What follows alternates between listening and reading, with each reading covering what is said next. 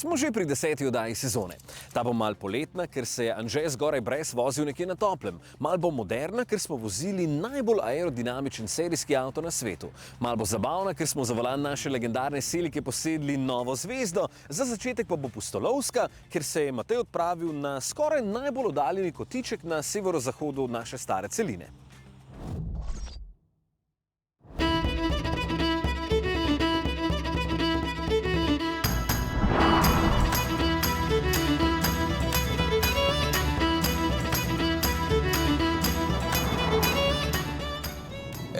To so pa tisti momenti, ko vozniki vemo, kaj pomeni užitek v vožnji.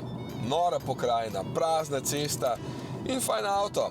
Še so takšni kotički na svetu, ja. V bistvu jih sploh ni malo, ampak je treba malo čez mejo. No, v tem primeru malo bolj, ampak se da tudi to. Sploh, če vas ne moti vožnja po napačni strani ceste. Mimogrede, tega pa res nisem vedel. Tudi v Sloveniji smo med leti 1915 in 1926 vozili po levi strani. No, danes je še 54 držav na svetu, torej približno četrtina, kjer vozijo po levi, pa nič ne kaže, da se bo karkoli spremenil, ampak se načeloma takoj navadaš, priporočam edino samodejni menjalnik, da je vse skupaj bolj enostavno, ker vem, da marsikomu dela težave prestavljanje z levo roko, ja. Sem pa v Narodnem parku Wicklow Mountain na vzhodu Irske, da boste vedeli, kje bo vaš naslednji road trip. Po domače potovanje z avtomobilom, ki ga imamo v volanovci tako radi.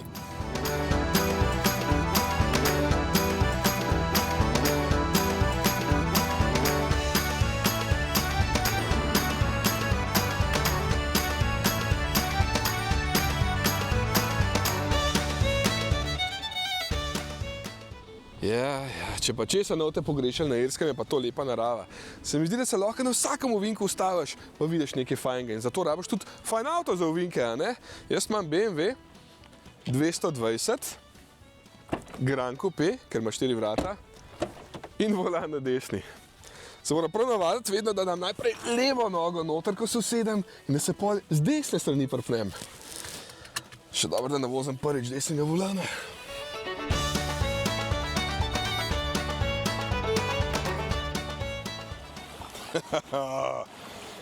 So mi doma rekli, da na Irskem teče Guinness v potokih. Očitno sem imel prav.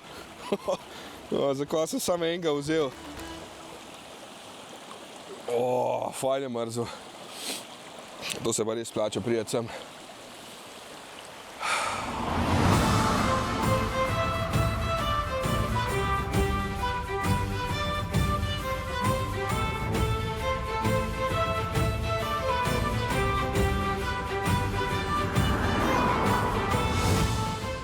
Ko sem bil nazadnje na Irskem, sem sicer videl kar nekaj lepih stvari, nisem pa preveč dobro iskal cest. Po mojem je bil kriv Iztok, ker se mu ni dal voziti po vseh teh ovinkih, jaz pa jih obožujem. Zato sem danes takoj pobegnil z letališča, kjer sem v bistvu pred 1 uro prevzel ta BMW 220 Grand Coupe in že se peljeva proti jugu. Noro cesto sem našel, polno ovinkov ima, edin malo skoje ponekod, ampak se kar dobro in predvsem daleč vidi, ker praktično ni nobenih dreves.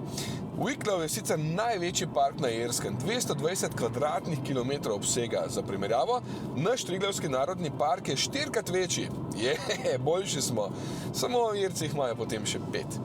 Veliko turistov pride sem občudovati slapove in pač naravo, treba je paziti tudi na kolesarje, jaz pa sem za začetek malo prezračil ventilčke tega BMW-čka. Lej, most iz filma P.S. I Love You.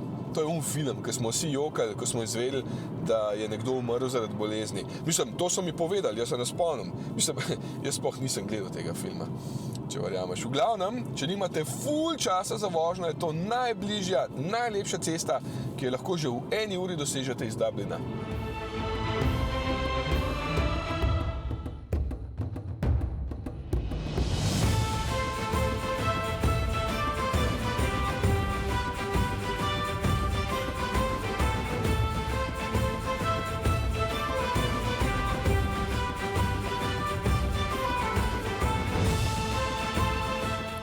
Kilkenny je v bistvu moj drugi postanek tukaj. Pa ne zaradi gradu, ki je sicer ful lep, ampak ful turističen.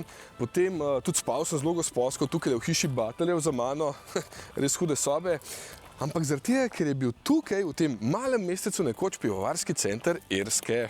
Kaj pa drugega. Smithwick's in Kilkenny sta njihovi najbolj znani znamki, pivo pa Red Ale, rdeči ale. Ni slab.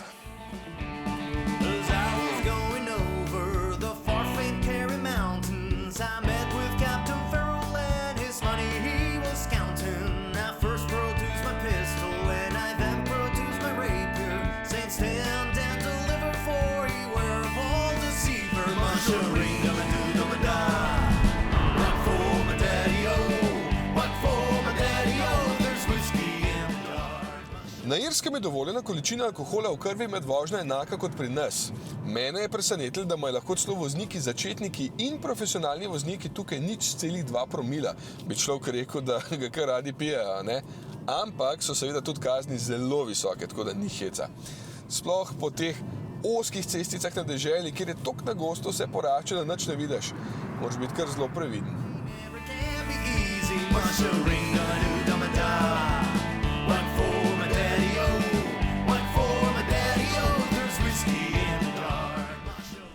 Mater ga piha. Saj se je fajn voziti tukaj po Irskem, ne? Samo vsak docajt se bo treba tudi malo ustaviti, pa si noge pretegniti, pa obiskati takole kakšno ruševino, ne? Tlej jih je vse polhan. Zdaj sem na jugu Irske, tole je grad Dunhill. Včasih so temu rekli utrdba na skali. Vse so imeli pa kar fajn razgled, ne? Vidiš, tam je bila Služničat, pa tamle so videli morje, oziroma ocean je tole, ne? Pa fajn zeleno je vse skupaj, kaj da bi skozi zalivali. No, vsega.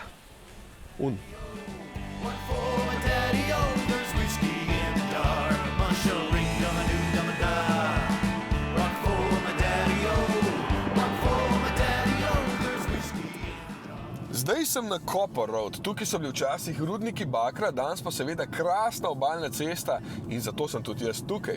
Te ceste so mi sploh všeč, ker grejo ves čas gor, dol, levo, desno, res je dinamično, da boste izkoristili tudi potencial svojega dinamičnega avta, ne? Dvojkica se zelo dobro pelje, nimaš občutka, da je avto dolg 4,55 metra, sploh ne. Volan je fajn debel, meni je to totalno všeč, da ga lahko tako fajn primam, pa nimam ful velikih rok, no. Je pa avto kar utesnjen, zelo kupejovski v tej kategoriji. Streha je nizka, zato je zadaj hitro prevajal prostora za glavo. Še meni ga zmanjka, če sedim pokončno, pa sem samo povprečno visok. Pa tudi prtljažnik ni velik. 360 litrov je tam, naši 3 kovčki ga takoj napolnijo. Za 2 bo pa top. Motor je 1,5 litrski turbobencinski samo 3 valji.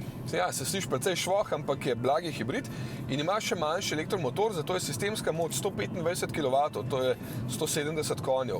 Motor sam ima sicer 115 kW, ampak je tukaj še funkcija Boost, ki za 10 sekund doda 20 konjev, da potem bolj potegne, ko je treba prehitevati. Baterija ima za blagi hibrid kar 0,9 kWh, tako da nekaj že doda. Do 100 km/h pospeši v 7,9 sekunde, končna hitrost pa je kar 230 na uro. Se vidi, da je fajn aerodinamičen, zato je zdaj toliko fajn letim proti naslednjemu prenočišču. Tokrat bo bliz vode. Imam pa kar srečo z vremena. Zaenkrat sem videl celo nekaj sonca, nekaj je bilo tudi dežja, ampak se Irci ne pustijo preveč motati, delajo naprej, tam ali igrajo fuzbal, torej klasično poletje. Je pa res veliko vetra. Prej sem zvedel, da 32% vse svoje električne energije naredijo z vetrom. Wow!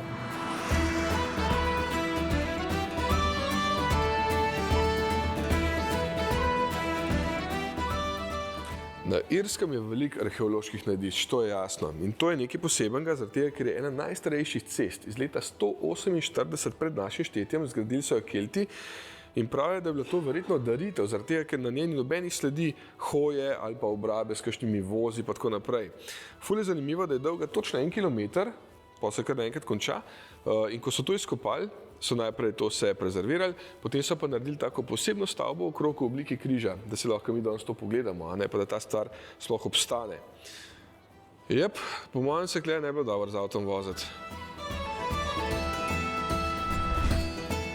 Evo, v tisti stavbi je bila tista cesta, tukaj se pa od spodaj nadaljuje, ampak je še niso izkopali, ker je po mojem kar malo preveč vsega skupaj. Odkrili so jo pa med tem, ko so tukaj kopali šoto. Danes je to prepovedan, tako da je zdaj samo še barje ostalo in zdaj se jaz spet počutim kot doma, kot pravi močvirnik. To je pa lepo.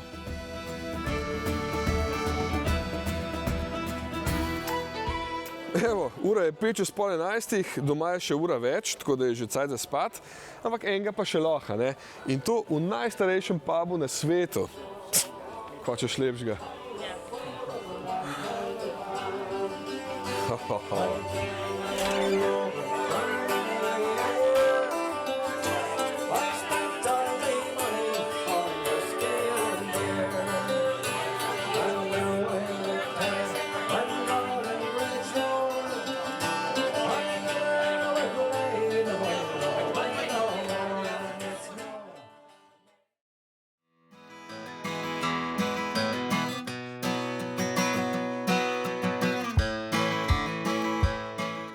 Ja, glede zajtrka se pa na Irskem ne hecajo, temu se reče full Irish in dobiš toast itak, ne, potem pa slanino, jajci, klobasici, paradižnik, pa belo in črno krvavico.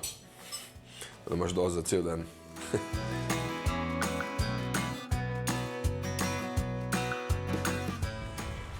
Spet sem v kumi v avto usedel, toliko sem se najedel. Drugače pa prenočišče tukaj, ne?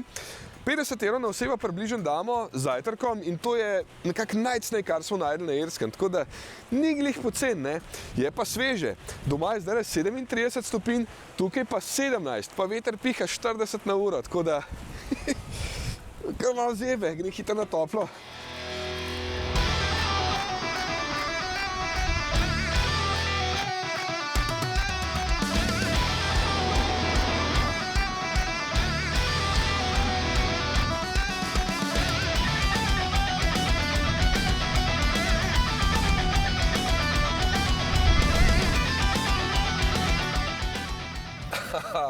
To je to. Evo, če imate čas, da se lahko zapeljete vse do skrajnega jugozahoda Irske, boste pa prišli do tega prelaza. Ful ga priporočam. Haley Pass se imenuje in res je nora cesta. Zgleda, kot da sem nekje ful visoko v gorah, v resnici pa najvišja točka tukaj visoka samo 334 metrov, ja. Dobro, se hitro pripelješ čez, ampak uživaš pa lahko večkrat, greš pač gor pa dole, ne. K sreči ni veliko prometa, je pa treba vseeno malo paziti na ovce, ki se tukaj pasejo ob cesti. Drugače so pa ta prelaz zgradili pred skoraj 200 leti, zato je cesta majčkeno tako.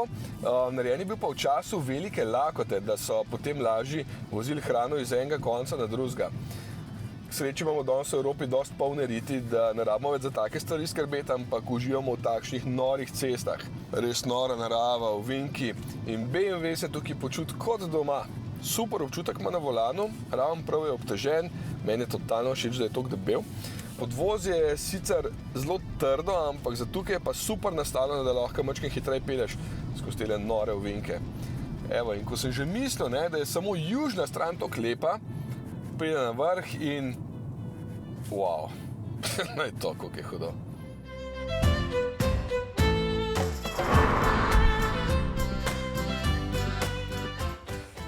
Drugače pa, če ste mislili, da je skozi ful lepo vreme, tako kot je na posnetkih, no ni, ne, skozi ful piha, rosi, 14 stopinj je zdajle, tako da ni toliko prijetno. Sem pa zdajle na Bog Road, to bi lahko rekel, da je cesta čez barje. Zgradili so jo pa zato, da so tukaj nosili ali pa vozili z vprego šoto za ogrevanje. Se pa kot pravi močvirnik počutim med temi močviri kot doma, ne? Pa ful ovacije. Tamle se pasejo ovčke.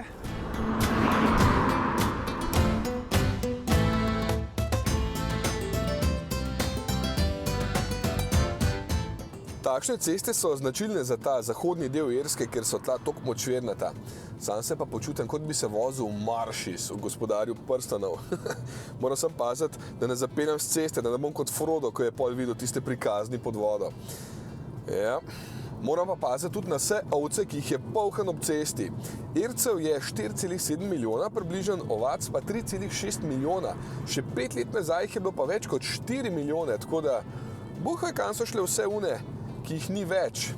verjetno na krožnike. Drugače pa totalno huda cesta spet, zelo priporočam, če se vam da toliko daleč voziti, to je čisto na zahodu. Včeraj smo rabili z juga-zahoda do tukaj, tam je 6 ur vožnje, tako da, se človek kar navoz, ampak je fajn.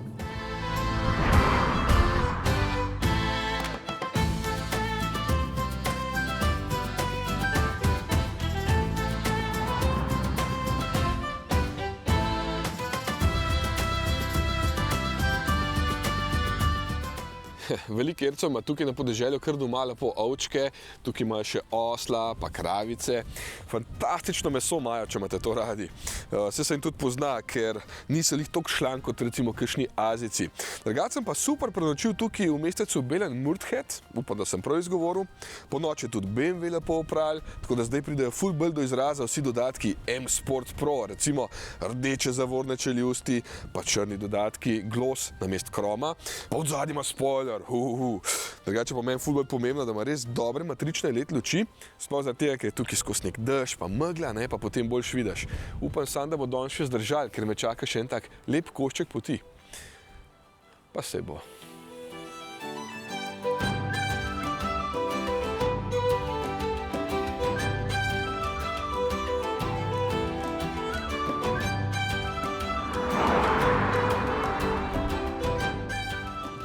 Je kar zanimiv del Irske, kjer lahko recimo vidite najstarejše sisteme pol na svetu, ki so jih že 3500 let pred našim štetjem zgradili Kelti. Potem lahko vidite krasne klife, pa plaže, pa tale bazen, kjer se vsako plimo voda zamenja. Bi se človek kar vrgel noter v vodo, ampak ko priješ iz avta, vidiš, da tukaj poletja niso toliko fajn, kot pri nas.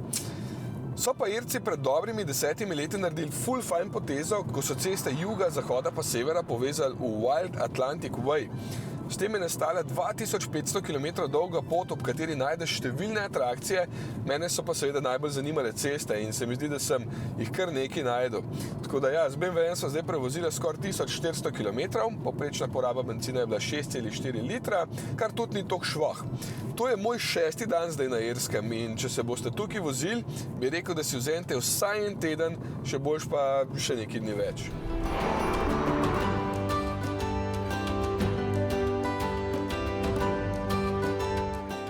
Evo, to je najbolj oddaljena točka na moji poti, Black Sod Lighthouse. Človek bi rekel navaden svetilnika, ne? No, ni. Tukaj so Irci za 5. junij 1944 napovedali ful slabo vreme in so se potem zavezniki v Normandiji izkrcali šele naslednji dan, 6. junija. Vse ostalo je pa potem zgodovina, ne? Tole je pa nemški avto. Od tukaj, dobro, ne točno z tega pomola, ampak od tukaj je tudi potem odplula večina ladij v Ameriko, ko so se Irci na veliko preseljevali. Jaz pa zdaj ne grem tja, ampak kar lepo domov, ker je tam najlepši, predvsem manj piha.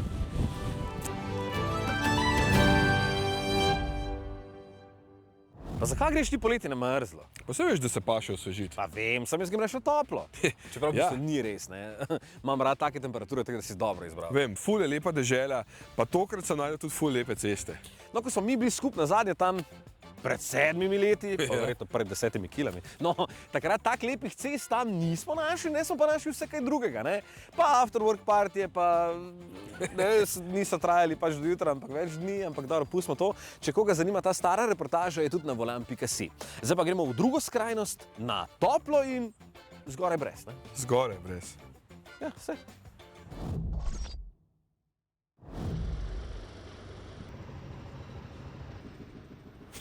Očitno smo prišli do tega, da moram takole stati tudi svojim športnim avtom. Če želimo v letu 2025 priti do Krka in potem upam tudi nazaj do hitre polnilnice, si moramo vzeti veliko več časa kot nekdo, ki se usede v svoj zastarel, smrdljiv avto z bencinskim motorjem in se pač odpelje na morje.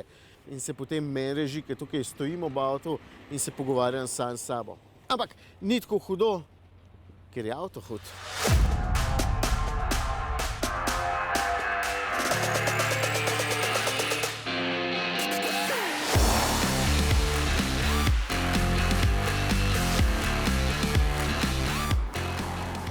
MG Cybersteer, Električni športni dvosed z mehko streho.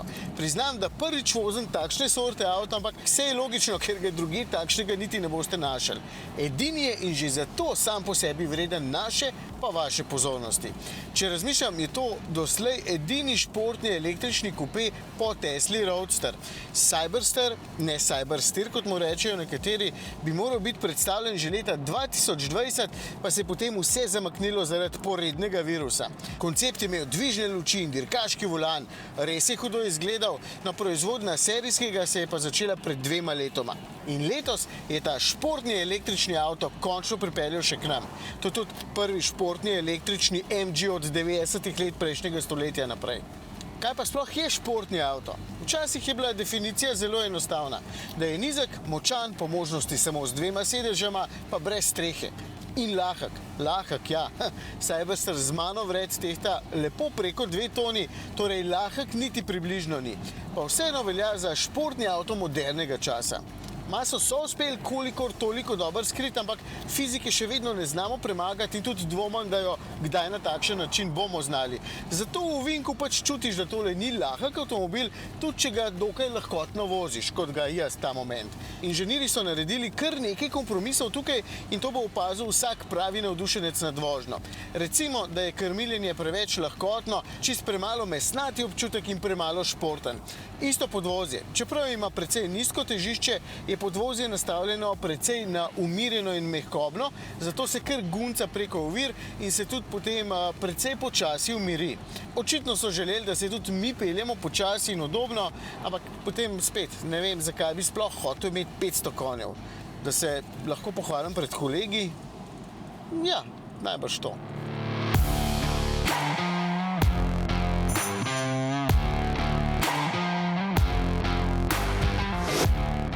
Ampak se boste dejansko lahko pohvalili, ker avto res dobro izgleda. Meni je všeč z vseh strani, mogoče mi edino te lučke v obliki puščic niso najbolj simpatične, ker so preveč na prvo žogo. Tukaj na boku tudi ponosno piše, da znamka MG zdaj praznuje 100. obletnico, no to je bilo lansko leto, sicer pa Cyberster, odkar je MG kitajski, vseeno malo spominja na legendarni MGB iz 60-ih let. Ampak tisti ni imel škarjastih vrat, Lambo vrata jim tudi rečemo, in glede na to, da je avto zelo širok, skoraj 2 metra meri v širino, so takšne vrata odlična izbira, če boste parkirali nekje malo bolj na tesno.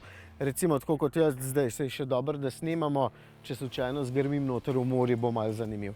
Ja, ni mi najbolj všeč, da se vrata precej počasi odpirajo in zapirajo, včasih se med celotnim postopkom tudi ustavijo, ker zaznajo kakšno oviro. To pa zato, ker imajo tukaj na vrhu senzorje, da ne bi kam butanila. Ampak efekt, ki ga takšna vrata naredijo na mimoidoče pa na sosede, je pa neprecenljiv. Kdor se rad pokaže, se bo težko bolj kot pa s tem avtom. In moramo si priznati, da takole z odprtimi vrati res dobro izgleda. In v bistvu s ceno nekaj 10 tisočakov, manj kot 100 jurjev, lahko rečem, da je v bistvu zelo pocen, že sam zaradi teh vrat.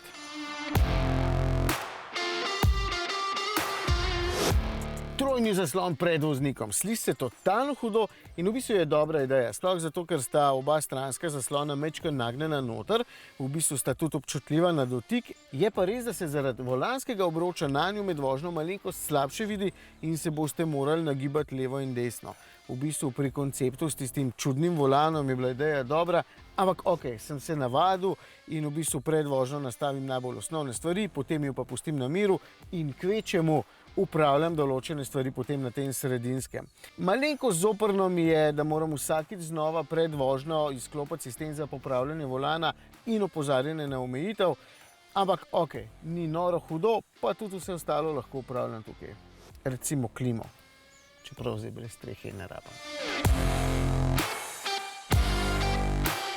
Prevodi, še vedno me spravljajo v smeh, prej sem dvignil zračni tunel, ko sem spustil streho nazaj, pa radio, ojej, ima DAB, ampak nenehno izgublja sprejem in moram potem klikati play na tem zaslonu in to je toliko zamudno, da potem rajš večino časa poslušam kar svojo muziko, imam mir pa uživam. Ima pa dobro ozvočenje, evo.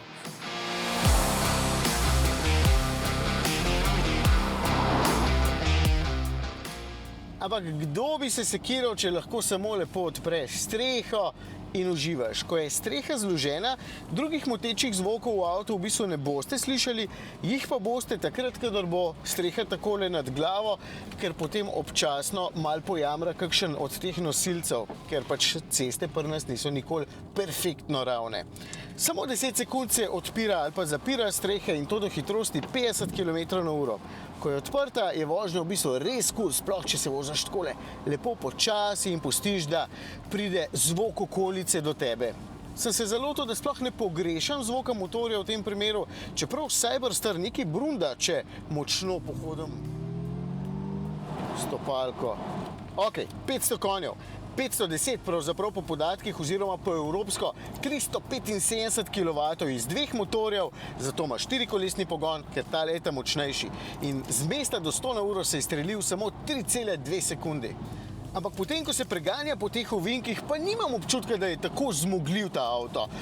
Pa imam vklopljen program, ki se famozno imenuje Super Sport. Mislim, saj sem hiter, veliko prehiter, ampak kadarkoli vozim podobno zmogljiv avto s klasičnim motorjem, se mi zdi, da je še vse skupaj mnogo hitrejše. In na bolj simpel način bi dejansko lahko rešili tudi tele gumbe.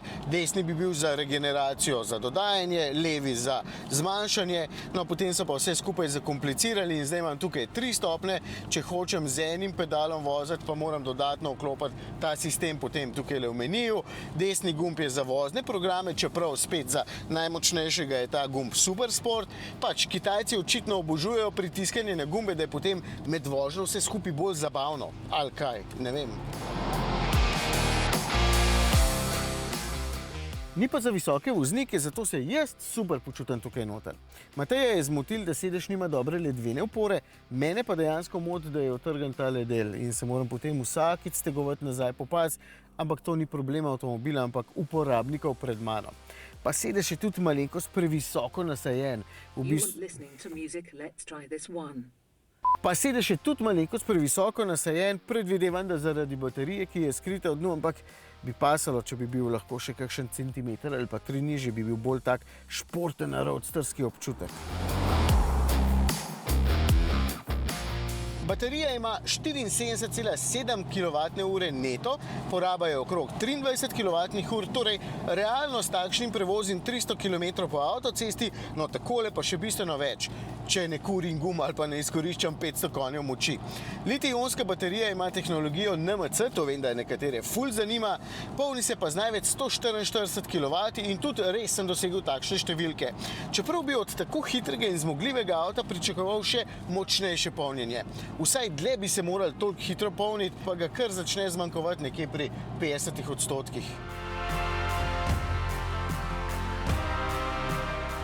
Mogoče bo kdo mislil, da se preveč pritožujem nad avtom, ki je sicer zelo kul. Kdo išče zamenjavo za MX-5 ali pa Porsche Boxster, odvisno od debeline denarnice, je tukaj ne bo našel, ker vožnja in uporaba nista na enakem nivoju. Kdor pa išče avtomobil, kjer ga bodo vsi občudovali in opazovali, si pa težko zamislim boljšega od tega. Zato lahko rečem samo bravo MG za pogum, ker takšnega avta v bistvu ne ponuja nihče drug. In ko že misliš, da smo obsojeni na težke električne škatle, ki so pravzaprav ubile vsako veselje do vožnje, je točno to tisto, kar potrebujejo znamke, če bodo želele, da o električnih avtih razmišljamo tudi malo s srcem. No, se takrat ne razmišljamo, takrat špila vse drugo. Torej te je prevzel?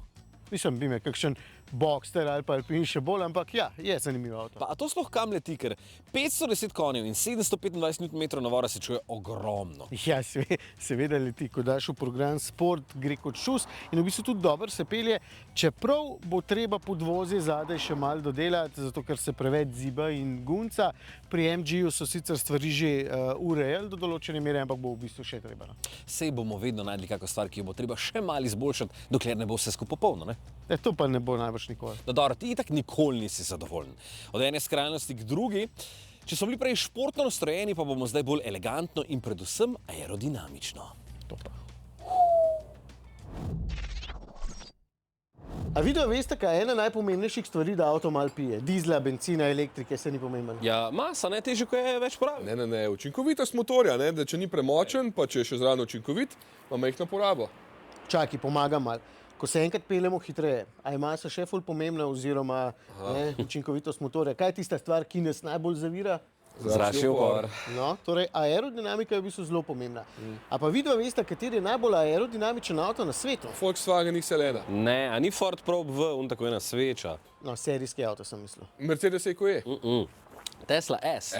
V bistvu sta oba kul, ampak noben ni ta prav. En avto, ki ga imamo mi zdaj na testu. Ko? Ne, poglej dol.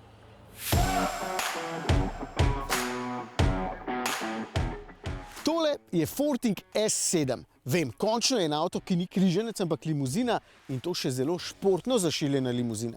Ampak takole na prvi pogled S7 ne izdaja, da gre za najbolj aerodinamičen serijski avtomobil na svetu, oziroma vsaj za enega najbolj aerodinamičnih, ker se ti Kitajci hvalijo, ker vsi povprek. Ampak to pomeni, da ima S7 količnik zračnega upora samo 0,191, kar je absolutno manj od česarkoli, kar dejansko poznam. In to pomeni tudi, da je ta avtomobil bolj imun na zračni upor, kot pa krogla iz puške. Bizarno, a ne? In to pomeni več stvari. Za začetek, da je ta skoraj 5 metrov dolga limuzina presenetljivo lahka in tehta samo 1730 kg, kljub temu, da ima elektromotor in baterijo. Ampak je tudi baterija lahko majhna, ker ob majhni masi in odlični aerodinamiki avto malo porabi. In to bom poskušal dokazati danes. Oziroma ugotoviti. Zato grem na eno daljšo pot, preko 100 km bo dolga, malo po avtocesti, pa po navadnih cestah in tudi kar neke višinske razlike bo vmes. Grem od Kranja do Kranjske gore in nazaj. Sem hotel štartati v Ljubljani, pa imate meglo in je grdo.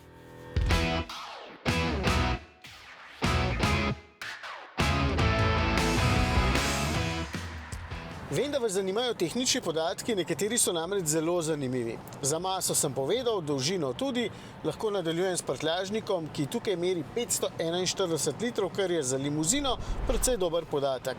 Elektromotor poganja zadnji par koles in s svojimi 160 kW moči oziroma s 218 konjički nima čist nobenih težav s hitrim premikanjem tega avta.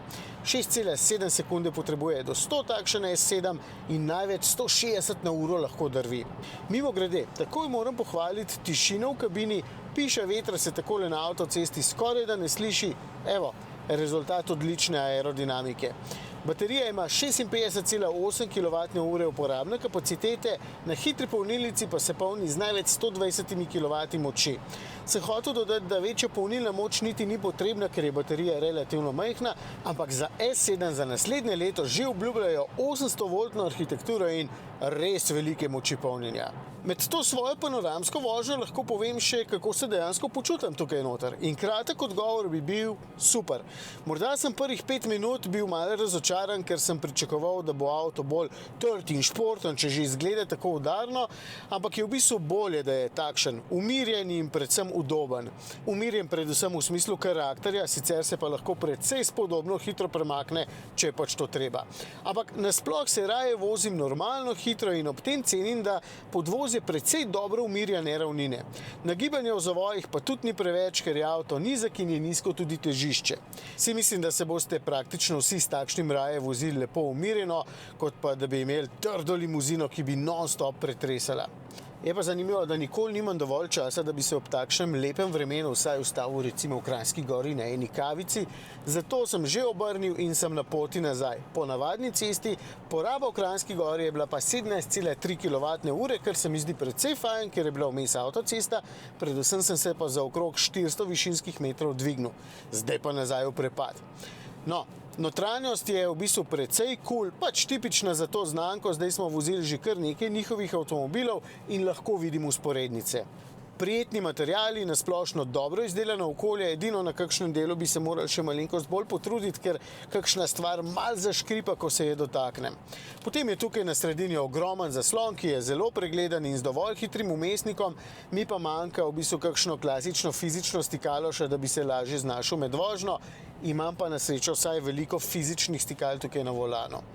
Nasplošno skratka, kar kul, Kitajci imajo eno veliko nalogo samo še pred sabo in sicer prezračevanje morajo nastaviti po naših temperaturah, ker sem imel zjutraj recimo temperaturo nastavljeno na 32 stopinj, da mi je sploh bilo dovolj toplo, pa da se ni vse skupaj rosilo, ker je zjutraj še padal dež. Zdaj pa tako lepo vreme. Ampak smo že na poti nazaj. Kar mal sem ponosen sam na se oziroma na avto, ker sem pričakoval, da bo na koncu vsem poraba malo večja, sem pa zaključil z 12,4 kWh na 100 prevoženih kilometrov, kar je fantastičen rezultat. Zdaj, verjetno boste vi imeli malenkost večjo porabo, ker boste tudi kakšen kilometer več po avtocesti prevozili, ampak še vedno se mi zdi, da več kot 15 kWh na 100 km ta avto ne bo zahteval. To pomeni pa doseg vsaj 350 km. V takem lepem vremenu, tukaj na Gorenjskem na soncu. Ne vem pa, kako bo to v ljubljanski megli. Pa zna biti to problem. No, zdaj pa je čas za našo nagradno igro. Pisal nam je gledalec Miha in rekel, če je Gigabox v Pumi Gen E res tako velik, kot smo rekli v testu. In je. Tule noter spraviš ogromno stvari. In jaz sem tokrat spravil, pa pust mar mir, kaj se dočekaš? Če me zanima, kaj imaš noter. Ja, pa ne bodo naši gledalci na Facebooku Volan napisali, kaj je tule notri. Ne? Med vsemi bomo izžrebali nekoga, ki bo dobil Fordovo vrečko presenečenja, naslednji teden pa seveda pokažemo, kaj je v tem ogromnem Gigaboxu. Pa kaj, ne moreš dati mira?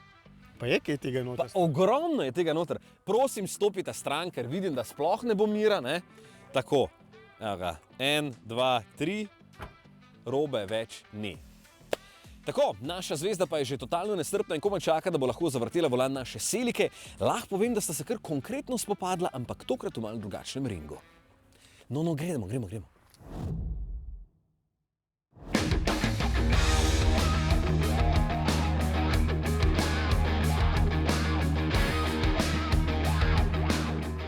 Dejan, po čem te poznamo Slovenci? Najverjetno po boksu. S čim se pa danes ukvarjaš? Danes se ukvarjam še vedno z boksom, vendar v svojem džimu. Okay. Na Ptuju. Koliko imaš ljudi tam, koliko si jih že izobrazil? Izobrazil veliko več, drugače pa zdaj na sezono se je nekaj, okrog 100, 110.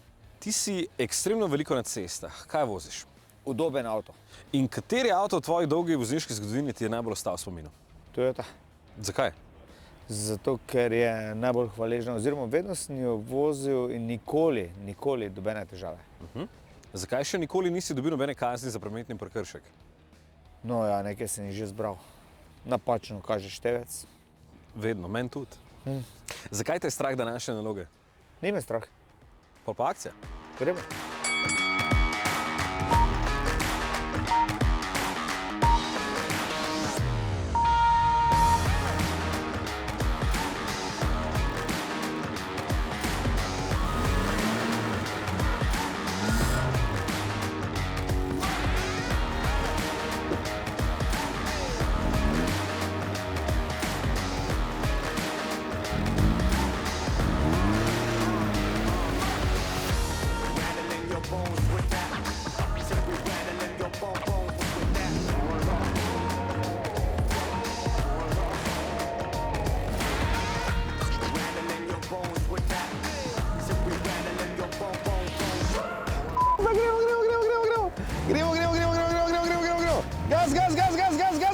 Gas, stop!